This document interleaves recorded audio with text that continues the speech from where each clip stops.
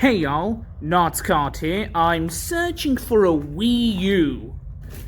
Do you guys see it anyway? I've gotta go. We'll make this quick. Everyone loves the Wii U, and otherwise you can tell yourself. Me and this thing have a bit of a hate and hate relationship. Like, I can't lie, Xenoblade X is cool, and the Zelda remakes are too, but the gamepad... I don't want to get into it. Well, originally, I was gonna make a video about how removing the gamepad could have benefited the console in the long run, but instead, I went down a rabbit hole of absolute hell and torture. I previously thought I liked the Wii U, but with the decisions Nintendo made while designing this thing, it made me kind of hate it, and feel almost glad it died, unlike some people. But yeah, it died because you'd often get the worst versions of multi-platform games, it had quite a few flops of its time, and the good games that were on the system were just really good games, but not really system sellers, you know? It was just a relatively unimpressive console that was a little bit too expensive for what it offered, and the gimmick was kind of shit. So, I knew two things while going into this. We'd want to remove the gamepad and use the money we'd saved to invest into a proper hard drive and maybe a bit of a faster CPU. Right? I was so extremely wrong. Let me explain. So the Saturn is known for having 2 CPUs and 2 GPUs, right? The Wii U is worse. Now, I know what you might be saying, how the fuck is that possible? Yeah, I too don't understand what demon possessed Nintendo to make this piece of hardware, but let's go through it. The Wii U's CPU is actually made up of 3 CPUs wrapped together with extra cache, and a clock speed boost. Those 3 CPUs are the same 750 CXE chips used in the Wii and the GameCube. So in a way, the Wii U is basically just 3 overclocked Wiis strapped together in a trench coat. Yeah, shock and horror, right? It gets worse. So RAM-wise, yeah, the Wii has 2GB of DDR3, sure, but it also has 32 megabytes of EDRAM and 3 megabytes of 1T SRAM. Let me explain. The EDRAM was used as a fat cache for GPU operations as it was fast, so it wasn't useless in Wii U mode. However, the main reason this memory layout was used was to keep Wii compatibility. Ah yes, the Wii is also the reason behind the 3 megabytes of T1 SRAM. I'll get to that later. GPU-wise, the main Latte GPU was like an HD 4000 base solution, so Terascale 1.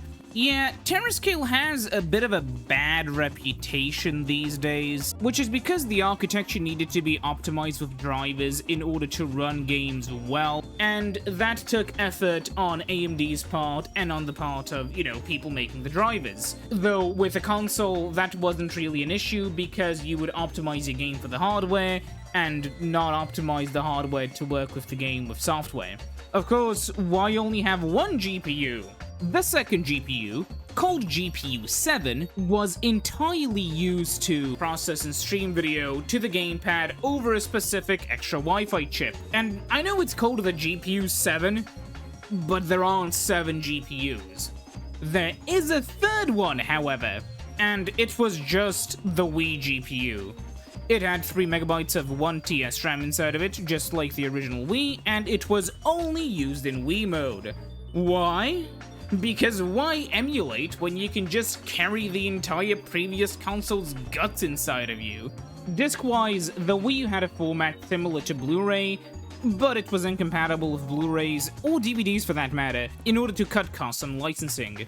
So the MSRP of the 32GB Wii U was $350. But the gamepad itself was about $100 off that price, and that's not even counting the Wii U's GPU 7 and special Wi-Fi chip in order to stream data to it. So let's save some money. Absolutely gut the gamepad. Instead, provide something akin to the Wii U Pro Controller, though with both rumble and gyro. I mean, this is the 21st century after all. Next up, let's save what would probably account to like $50. So, let's gut the NAND flash and the Wii capabilities, as backwards compatibility with something everyone already owns is kinda pointless. So we have, in total, about $150 of budget. How do we spend it? Well, we don't have any onboard storage yet, but let's deal with the CPU. Oh god, the CPU. Massacre it. Now. We don't need this useless dead-end technology. Not at all. Instead, slap hit an x86 CPU that doesn't exist. So I have to base it off something that would probably be a custom order from AMD, you know, Nintendo's at the time hardware partner.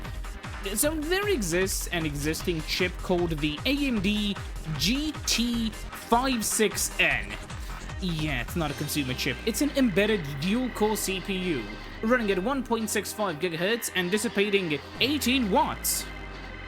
Yeah, let's make our own SoC. First of all, yeah, we should just slap basically 3 of those together.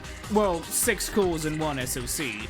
With that, we'd have a 6-core 1.65 GHz CPU. In order to keep up, let's boost the clock rate up to 2 GHz.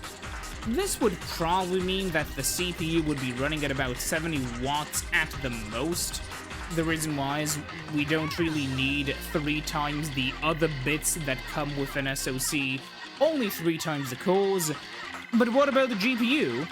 Well, it would all be integrated on the same die to improve efficiency, and we could increase the clock rate from 550 to 700 MHz. This would mean that it would eat up about 50 watts of power, so we need 140 watts of cooling on a Wii U. This may mean that the Wii U would need to become a little bit fatter, but that's fine.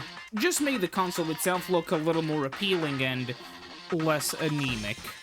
So we've somehow gotten a better deal because we have an AMD APU now, so we still have around $150 spare. How? Well, we ripped some of its guts out and we replaced the IBM CPU with an AMD SoC, and that is more cost efficient because everything is under one relatively small die.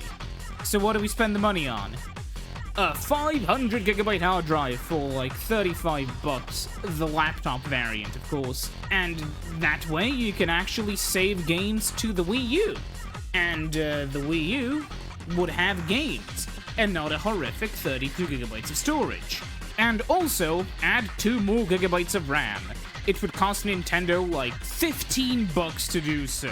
The reason why I'm using those prices is because I'm a little bit guesstimating and a little bit just looking at the hardware prices at the time, though these could theoretically go even lower because volume discounts, partnerships, blah blah blah. And so, we've spent $50. We're not spending the rest. So now we have our own hexa-core Wii U for $250. Wait, something isn't right. Yeah, the branding is horrendous. Let's fix it. Yeah, so we're just gonna call it the Wii 2 and not the Wii U. Of course, we should focus on the new cool games you can play on it, and use the system's horsepower to truly make them look next-gen. Meanwhile, in Wii U advertisements, a lot of the games didn't really look that much better than what could be possible with just a Wii, and that kind of really confused consumers. Implement a proper online store so people can buy DLCs and shit. The system is now not that super far behind the Xbox One and PS4, especially on the CPU front. And cutting down on graphics is far easier than cutting down on everything else, which is what you would need to do during a CPU bottleneck. So this way, the Wii 2 could feel like a more affordable and yet still decent way to play not only the same games a lot of people on the PS4 and Xbox One would be playing, but also tons of Nintendo exclusives that would keep people glued to the system. I honestly believe that this is the way Nintendo should have gone, and that this is how the Wii U could have been saved. By being turned into the Wii 2, a glorified AMD APU in a box, just like the PS4, PS5, Xbox One, Xbox Series S, Xbox Series X. What a time to be alive. I guess the simplicity of the humble APU works. I mean, people like it. Even the Xbox One, something seen as a failure, has sold around the same as the Nintendo 64 and GameCube combined. And even the latest Xbox is selling as well as the Wii U and GameCube did combined. It's crazy. Either way, the straightforward architectures seem to always reign supreme. I mean, that is why the Switch sold as well as it did. It was because of a simple, straightforward architecture, with a gimmick which actually fucking worked so well that you could hardly tell it was one. And yet, here's an example of what could have been if Nintendo went down a much smarter route a little bit earlier. Thanks for watching.